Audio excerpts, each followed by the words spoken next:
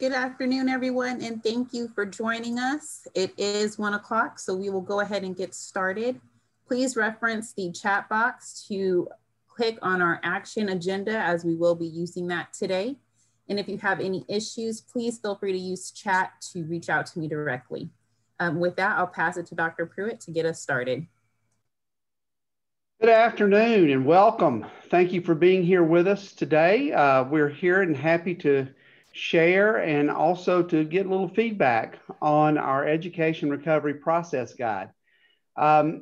We've got a lot of folks out in the field that I've been reading, that our staff's been reading, that has a lot of ideas about how to spend this money. We kind of wanted to go a little bit different tact and wanted to go more along the lines of how should you be thinking about how to spend the money, more so than exactly what to spend. There's a lot to be considered. There's a lot of strategy. There's some sustainability aspects that we need to think about. As my friends from Kentucky will know this comment, we've got to do things like evaluate the total cost of ownership of things. To be able to recognize that we don't just buy things, but actually what are we going to use it for? How will we use it? And then how can we sustain it? So Dale, if you'll go to the next slide. For those of you that aren't familiar with SREB, I'll just very quickly remind you that we are what's called an education compact, interstate compact. Our job literally is to support our states in their education endeavors with the intent of improving the economy. The things that we do really well is we bring together research, we analyze and publish that, we bring people together and talk about the different aspects of research or best practices or promising practices and engage them in those conversations. And then we support action within the states. What you're going to see today and hear about are really more probably in those first two areas, but the hope is that we will be able to continue to support you in the action aspect. Dale? So what's our challenge? I've been saying for a long time, everybody talks about, the unprecedented challenges here. And at this point, if it's either by intent or osmosis, I think it's probably in some law somewhere that we're supposed to say the word unprecedented in every meeting we have these days. I've started sort of calling it the year of the asterisks. No matter what you talk about, there's something that has been impacted by how COVID has run its course and how we have reacted to it. So the challenge that we face in education is, first of all, shoring up the gaps that have been left from COVID-19. Some people call that learning loss. At SREB, we talk more about unfinished learning. It's kind of hard to lose something you didn't already have. Also, we had students that were already not getting some of the things that they needed. So we need to think about how we shore up those gaps. But on the flip side, we also have to think about how we can design an education post-pandemic future. There's this delicate balance and tension between how do we continue to help students move forward, but how do we recognize that a lot of our students that weren't moving forward now have a lot more people with them that didn't move simply because of this disruption. And what opportunities does that really afford us? Dale? So we have a lot of funding coming our way. You're going to hear from my good friend Robin Kinney in a few minutes, and her comment back in a meeting that we were having a couple months ago was, it seems like education funding is either feast or famine. And right now it sort of feels even beyond the feast. It's the feast that feels so big. How do you really approach it? It's a lot of money, but I think there's several things that we're going to have to help people realize. First of all, it's a lot of funds that are actually in some ways going to help bring us back a little bit. In other words, there was a significant amount of lost revenue because of how states had to close down. So not all of this is surplus money, but it's also an opportunity for us to really think about how we can support our most needy students. 20% of this has to go toward unfinished learning.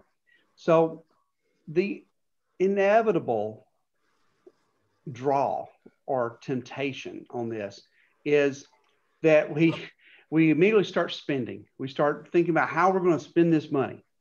And, you know, we don't think about things like total cost of ownership. Like if we say we want to have one-to-one devices and we buy 500 iPads, but we don't think about storage, we don't think about maintenance, we don't think about training teachers on how to use them, we basically bought 500 paperweights. And it's human nature to want to spend the money. You know that you've got to spend it. You've got a deadline. It's a one-time money. And I've shared in a group earlier today, and this kind of dates myself. My grandparents, when I was little, would give me $1, and they had a dime store in town. And I couldn't wait to go to that dime store and buy stuff with that money. And we sort of have that same mentality sometimes when we think about all of these funds. We have seen a lot where people are giving you guys advice about how to spend it and where to spend it. What we really wanted to do was bring a conversation of how leadership at the state, and in particular, and this is sort of focused on the district and school level, how do you have a framework for a conversation about setting priorities, and then how to align your funding to meet those priorities, and also have that future component where you don't set yourself up to spend money now, that when this money goes off the cliff in a couple of years, that you go, oh my gosh, now what are we going to do?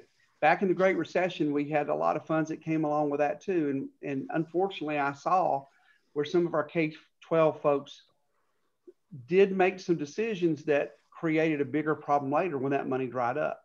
So we want to really spend a little time today and going forward, helping people think about how to think about this spending.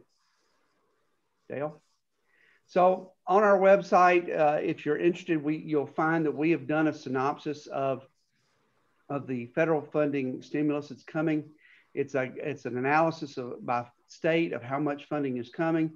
It's also a summary of the guidelines by the fund. So what kinds of things you can or can't do. Dale? So a few weeks ago, we actually did a poll with our educators because we were having some different conversations at a national level, and we wanted to get that voice of educators in there. And what you're going to see here is just a couple of things to point out. This is a good example. What are steps taken to prepare students for this year's assessments? Notice the highest bar are incorporating strategies used in previous years. Well, that's fine, except that some of those strategies weren't working for some of our kids already. And on top of that, we had unfinished learning and the disruptions that we've had. So now is the time for us to rethink how to align these funds. Dale? We also ask, if there's no state assessment, how will schools determine the learning needs of students? Notice that a big part of this is about using locally developed formative assessments and using teacher evaluations of students. Now that sounds great, and I'm actually a big supporter of that. In fact, when I was in Kentucky, we started an initiative around competency-based assessment. But here's one thing we also know. If you're going to go a route like this, are you going to do it in a way where you're really training teachers about assessment literacy and how real assessments need to be designed so that you eliminate bias, so that they are putting a perspective of real deep learning as opposed to, and I'm a science guy, so you'll pardon me for a minute, but don't do the which of the following is anaphase kind of questions, because those aren't where we need kids to be. So how do we really go about thinking about this stuff different? Dale? So as a part of this, of course, we had people write in the things that they felt in various questions about what they needed to do. And you'll see in this Wordle, the word that's biggest is students. So what we're going to share with you today, and actually what we're going to ask for some feedback on today, is when you get this funding, how do you avoid the temptation of just spending it and just buying stuff? How do you get into a room and have the courage to be patient? I mean, it takes more courage to realize it's going to take longer to be strategic than it is to just start spending. You're going to have to report on it. The community is going to want to hear about it. So what we want to share with you today, and as I turn it over to our Vice President for School Improvement, Dale Winkler, I just want to leave you with this idea. We want you to go into this with the mindset of how would this help you at a school or district level? Really think through and think differently than what you may have in the past. And how does it provide a good framework for that conversation? Dale, over to you. Thank you, Dr. Pruitt. As he said, the process document you'll be introduced today, it serves as a roadmap for state education agencies, local education agencies, schools, and institutions of higher education as they navigate through programs and vendors that can meet the immediate and long-term needs of all shareholders. This guide that we have just started developing, it is divided into 3 phases. 1, immediate needs. 2, systemic improvement. And 3, progress monitoring and efficacy of interventions. As entities address each phase, it's imperative to include all shareholders in a needs assessment process. All decisions must be made using relevant and reliable data, and considerations must be given to the individuals or groups that will be making.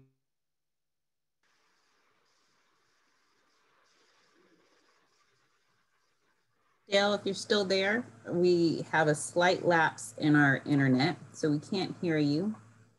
You're frozen. He'll be back with us in a second. But I'll just kind of pick up until I see him move again on the screen. I actually think it's going to be kind of funny at some point. We actually are all back together and we can do things face to face. I think at some point I'm going to be on stage and I'm just going to pretend to freeze because it would just be funny. So in thinking about, and we've lost the actual slide too. He's probably having to come back in. But as we think about, phase 2, how can we think about systemic planning? How do we think about the idea that when we are looking more closely at the things that need to happen in our school system, that it's not isolated and it's not that silver bullet. We know that the only thing a silver bullet is good for is a werewolf. It's not going to do anything else for you. We've got to think more systemically about it. And then how do we think about this in a future tense and create a more sustainable environment? So I'm back. So I'm not sure. I was introducing our panelists when things went down. So what did you hear? I got through basically phase 2, and I did my best to pretend to be you for phase 3. All right, I apologize. Well, what I was saying here is that we are trying to set some context further before we get into looking at the guide and getting some input from you. So we're very pleased that we have with us Ms. Robin Kinney, who is the Associate Commissioner of the Office of Finance and Operations at the Kentucky Department of Education. We have Dr. Kelly Foster, Associate Commissioner of the Office of Continuous Improvement and Support at KDE. And we have Dr. Walter Gonsolin, who serves as Superintendent of Jefferson County Schools in Alabama. So we want to thank all 3 of them for participating into today's discussion. We're going to discuss for about 10 minutes or so here, and then we'll jump right into getting some feedback from our participants. But my first question is going to go to Dr. Foster. How is Kentucky responding to immediate needs of schools and districts, and will the response promote innovation in the long run? Thanks, Dale. Kentucky was very fortunate that before the pandemic started, we already had something called non-traditional instruction in place, better known as NTI, and those were days that students could work virtually or at home with paper packets, just depending on the technology needs, but they were for emergency situation. Maybe there is a bad storm and the buses can't run, or we used NTI days around the eclipse in certain parts of the state. So those were limited days, but we did have a lot of districts that had already been thinking differently about instruction when school buildings were actually closed. And so we have really expanded on that over the last year. And one of the first things that come to mind is using some of the ESSER funds for digital coaches. We have taken a lot of time to really, from the very beginning of this, March of 20, I went back too far. really investing in digital coaches and support for our teachers who had not been teaching virtually or using digital devices in their classrooms. So that's one of the very first things, having those digital coaches that could actually reach out to teachers and help them at the beginning of the pandemic and throughout.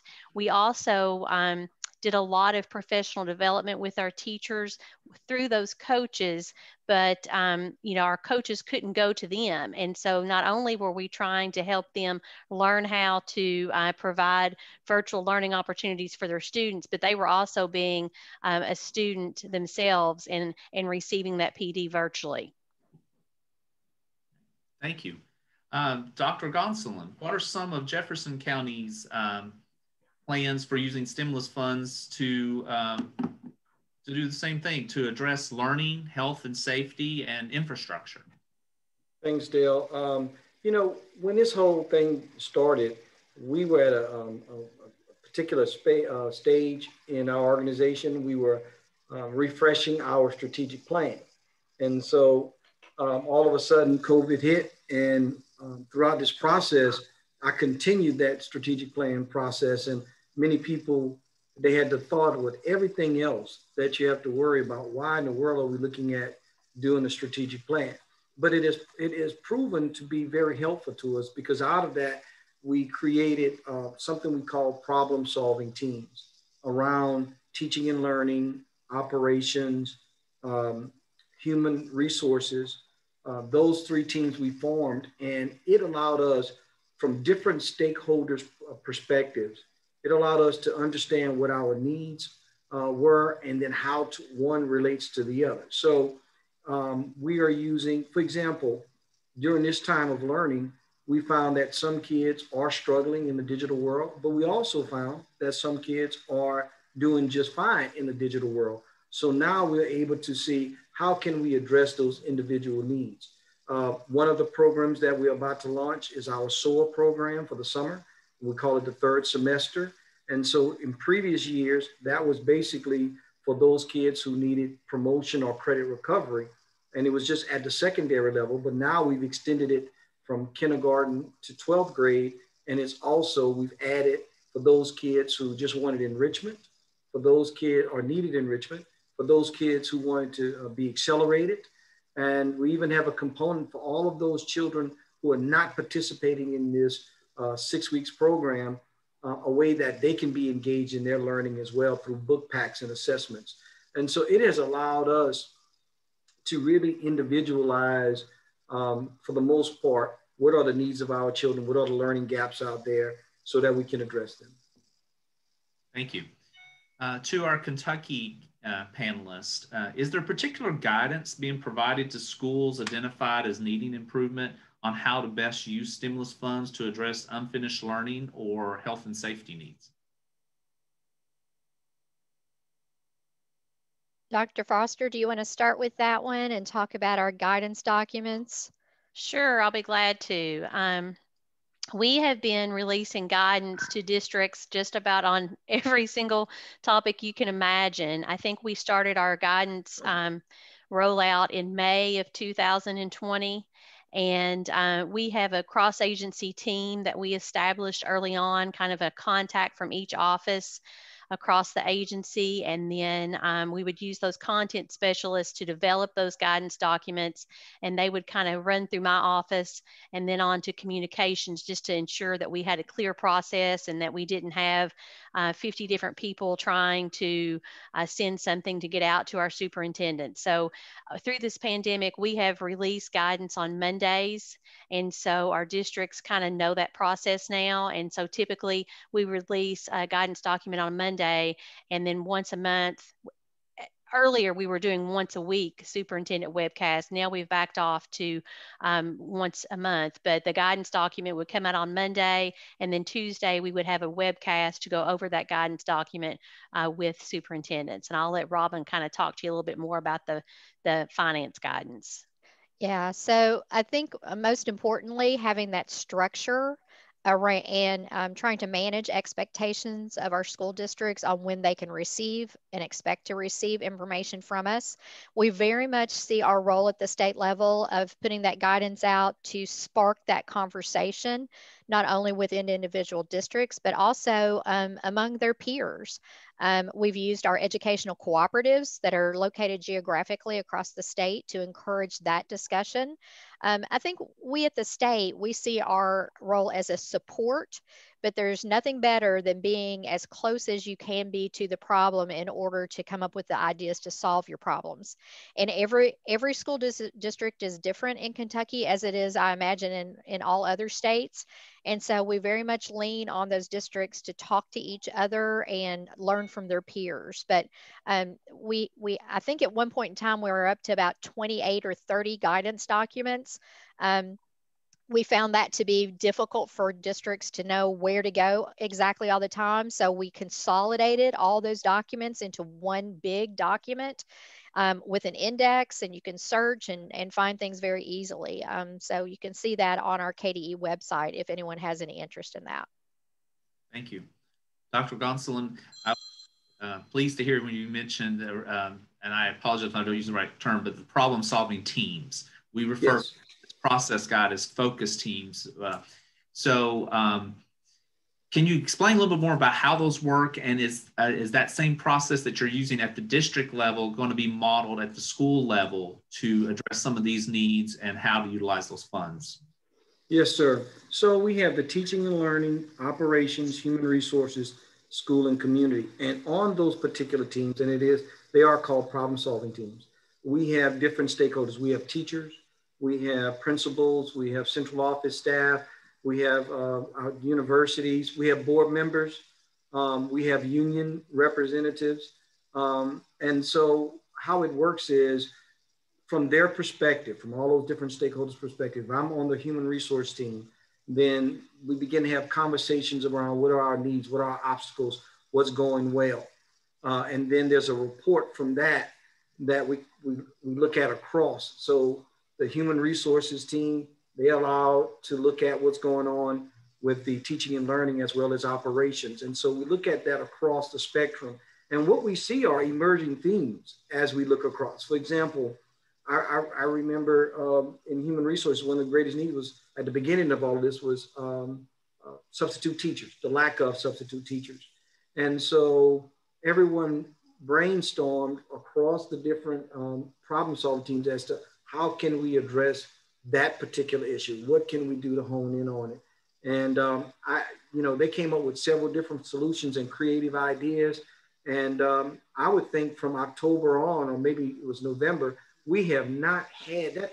That was one of our number one complaints. But as we worked through these teams and focused on it, that complaint just went away because the solution, there was a solution to it. And so, yes, we do plan to do the same thing with our at the school levels, because what we had to look at in teaching and learning, we realized that we had to streamline our resources in terms of technology software.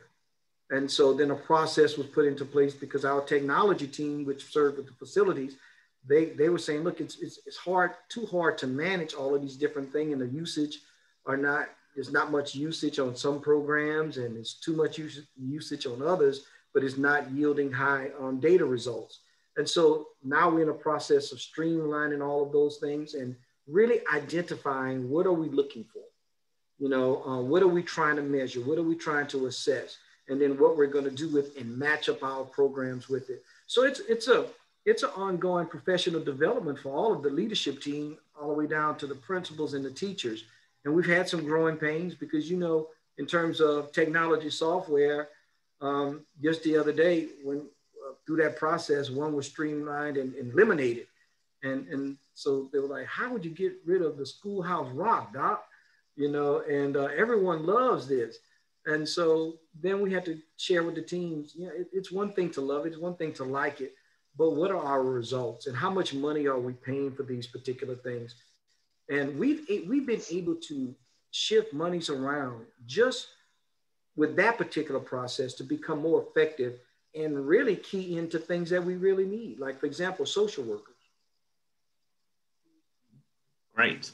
And you kind of led me into this last question I'm going to ask all three. And while I'm asking this question and they're responding, we'd like to ask our participants, if you have a question, if you'll enter it into the chat box, we'll see if we have a couple minutes for our panelists to answer. So if you'll enter that while I ask this question. What are the plans for monitoring recovery efforts and the efficacy of interventions? So start with Kentucky. Do you all want to talk about what are the monitoring efforts? So from go ahead, Kelly. Go ahead. So from the financial perspective in Kentucky, we are very fortunate. And, you know, when we're monitoring these efforts, you know, it's very important that we can justify and defend the use of funds for any of the stimulus money that's coming to us. Kentucky is very fortunate because we have centralized systems that help us do that and interact with our local school districts. So we have a centralized accounting system that all districts use the exact same system. We also have a centralized grants management system. And so I'll let Dr. Foster talk a little bit about that and how we utilize that. But we have the ability to really again, have uniformity in what we see and how we share that information. So we will be, the districts, of course, will be utilizing those systems. Of course, everyone is expecting and preparing for audits that will come our way, most certainly. So we're providing guidance to our districts on that. And so we are in a position that we have the tools that we really need to make sure that we are monitoring the recovery efforts and the expenditure of dollars. But I'll let Dr. Foster speak to the sort of the instructional side. One thing that I will add to that is, you know, we're all going to have to do monitoring of the ESSER funds. And so we have actually piloted this spring, or I guess winter, spring, with 3 districts. We have a cross-agency team that was formed together to develop a monitoring tool. And we have gone through that process with 3 districts to date just to kind of see how that's going to work and get feedback. So we'll start the full monitoring, I believe, over the summer. But having that pilot has been really beneficial to kind of work out the kinks before you jump right in with a new monitoring process. Something else that we have in Kentucky, all schools are required to submit a school improvement plan every January to the department, and all districts are required to submit a district improvement plan. And part of the continuous improvement process is using your data and going through the needs assessment process. So I think the needs assessment is going to be more important now than it probably ever has been before in the improvement planning process. So districts will go through their needs assessment, they'll develop that plan, and so we will be able to track what interventions are being used across the state. And I think probably for the next several years to come, it'll be very interesting to see our state assessment data compared to the interventions that are in place, and we'll be really be able to help districts target areas of needs. Dr. Gonson? Yes, sir. The Alabama Department of Education, they've set up some of the similar things as was mentioned with the Kentucky Department of Education. And so that has proven to be very helpful to us. But at the district and the school level, we have to drill down just a little further to have key conversations as to what's happening in our district. For example, in our district and our schools. For example, you know, before COVID, I can say that when we were looking at data, especially as it related to software packages and different things to help for interventions, we were looking at what was the usage, high usage rate. And that was, we relied heavy on that. But now we know that we have to ask more questions than that. You know, what's the usage? What is it targeting? How effective it is? Are we increasing in areas of student learning? So it's going to be key for us, not only to track and monitor the ESSER dollars, but the effectiveness of the programs that we put in place as a result of using those monies and having those monies. There's a question that has come in, and Dr. Gosselin, it might be best for you to answer this one. It says, this person is interested in how the schools are functioning right now. Are your students in pods, and how are students grouped for learning, and how did you allocate funding for that? So at different levels, you would see something different. So for example, we're not really in pods at the middle school level. I think that would be the closest to the pod concept.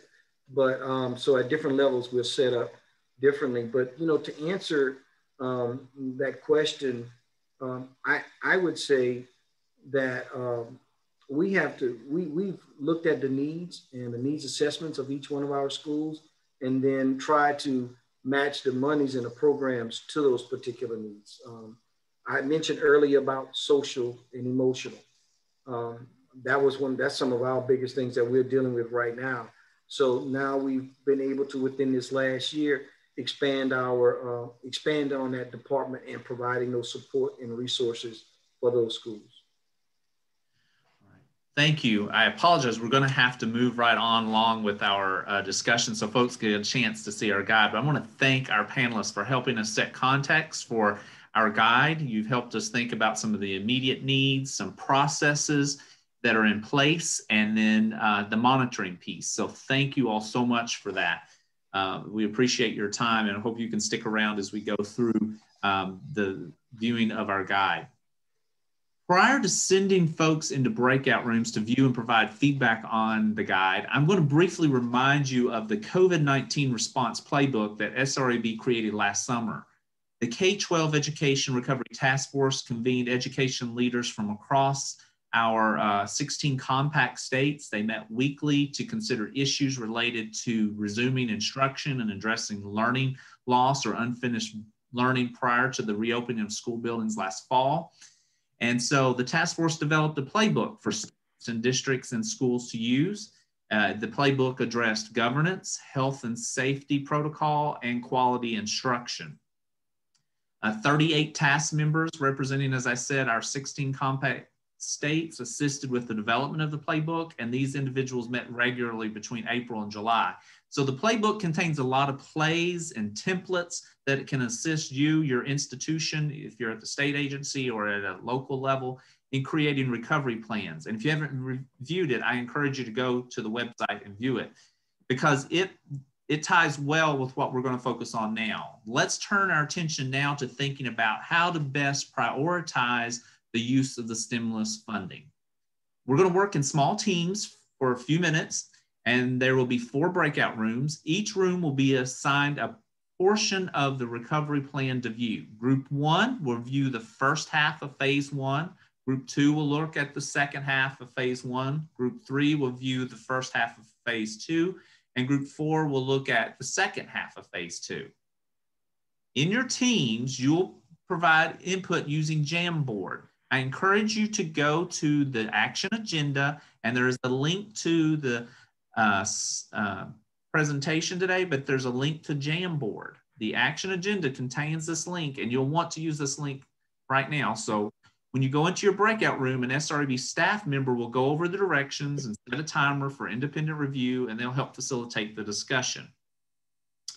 You'll use Post-it notes or text boxes to provide feedback on the section of the guide that you've been assigned to review, and you'll be asked to identify priority actions that schools or districts should take, resources or tools SREB should include in the guide, and questions that still need to be answered or cautions that we need to be aware of. So now we're going to move you into a break room. You'll spend approximately 17 minutes in the breakout room, and you're going to move there now. So if we could, let's move to our breakout rooms for 17 minutes.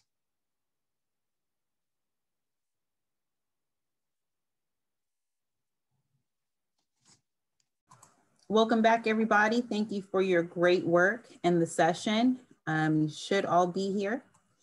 And with that, I will pass it over to Dr. Winkler. All right, welcome back, ladies and gentlemen. Thank you for taking the time to share with us a little bit about the strengths of the different assigned phases. And we're interested in hearing any questions, concerns you have, and any actions that are missing. So I'm just going to open it up to each group. So we'll start with group 1, who had the first part of phase 1. Can you quickly set us, what were the strengths and maybe areas of concern or questions? of the discussion that we had was just that notion of safeguarding something like a focus team, our Dr. G's notification and description of the problem-solving teams where we're actually addressing those problems. So that was really lifted up as a common must-do. As a second piece there, being very cognizant of team membership so that we have a true cross-section. And I love that we had a quick conversation about the interdependence of actions and really thinking through that ripple effect that can happen, that one action and how it impacts others that are associated with the district or the building. And then we wrapped on just raising up that we appreciated the resources that were in there. And honestly, my group didn't get finished. So I've asked them to add any additional resources in the chat box now and any questions that they have. It had a great team. So thank you guys to Team One. Appreciate the conversation today. That's always the problem, is not enough time in these sessions. But we will leave the Jamboard up for a day or so that you can add some more information to it. So feel free to go to that link as you think of things in the next 24 to 48 hours and you can add. Okay, Group 2, can you summarize for us some of your discussion? Yeah, so anyone in Group 2 can feel free to jump in, but the things that came up in discussion and on the Jamboard were social and emotional learning, the need for summer bridge models, figuring out how to do summer learning, finding the lost students. There are about 3 million students that have gone missing. That's a huge issue. One of the interesting possibilities for resources, someone was wondering about how do we hook up with an expanded AmeriCorps. So we had some good ideas and some real challenges. Group 3.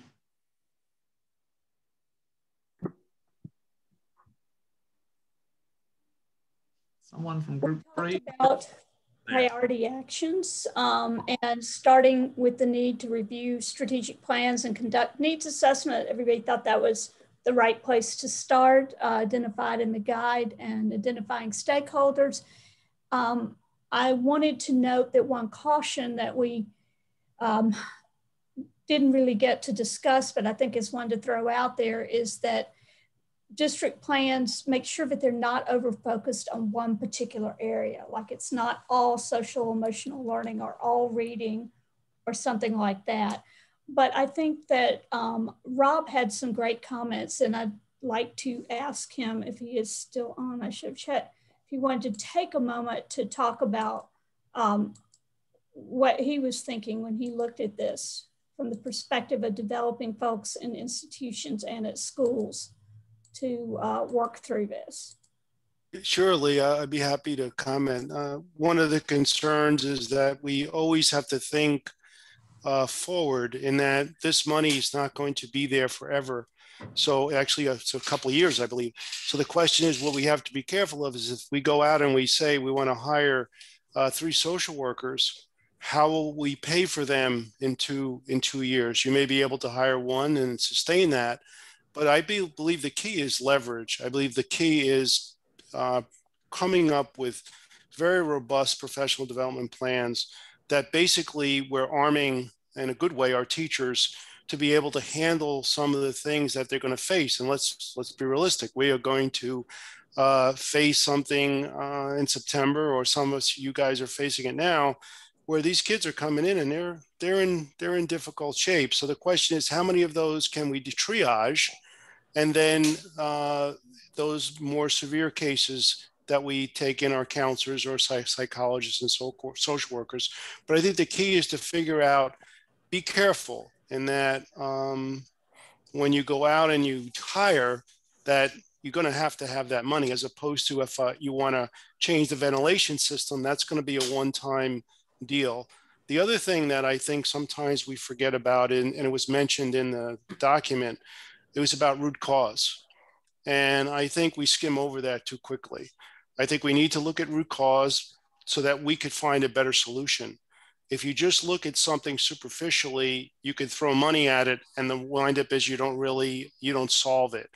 So think cautiously, ask a lot of questions, involve a lot of people, get a lot of opinions, And the last thing was to be sure as leaders that we create a climate for all people to provide innovation and use their creativity. That's really important. This is a big deal, as Joe Biden would say. And we need to be able to be sure that we don't leave anyone out, that we get all opinions and all solutions are welcome and all creative solutions are welcome. We got a wonderful, thank you, Lee. Thank you for sharing that. In our post-secondary session that we had earlier this morning, one of the things that you raised there was a big concern for them was that financial cliff, this one-time funding for the next 2 years, and then what are you going to do after that? I really appreciate your pointing out the whole root cause.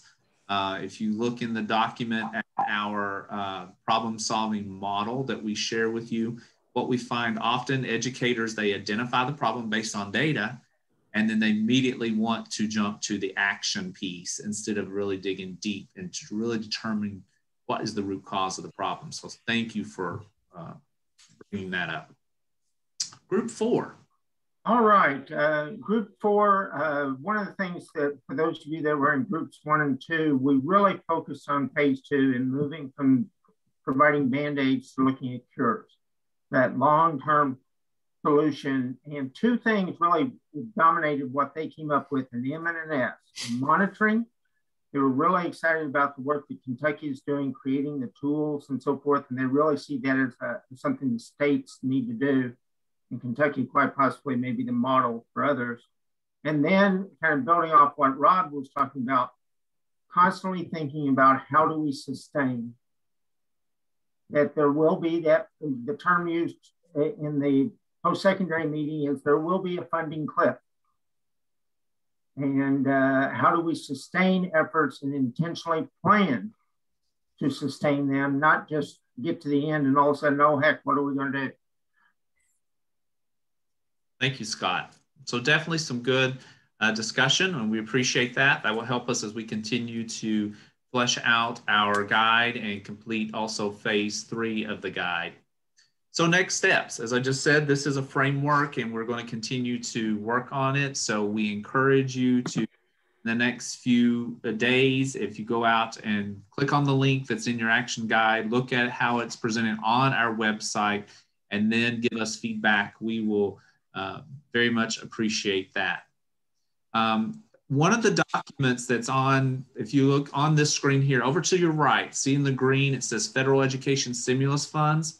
This is a document that our Office of State Strategies has developed. This document provides summaries of each of the 3 federal relief measures, and it includes timelines for obligating and awarding the funding. You'll want to take a look at this document and share it with your coworkers and your colleagues. This might be a great way to start the discussion first at looking at the funding sources, the amounts, and then thinking about what's the process we have in place to spend these funds and what's going to meet our immediate needs and then a long-term, some of our infrastructure needs. So I want to thank everyone for attending today and providing input on the guide. We'll use this information and improve the guide and continue to build resources. So check back periodically on the website for updates.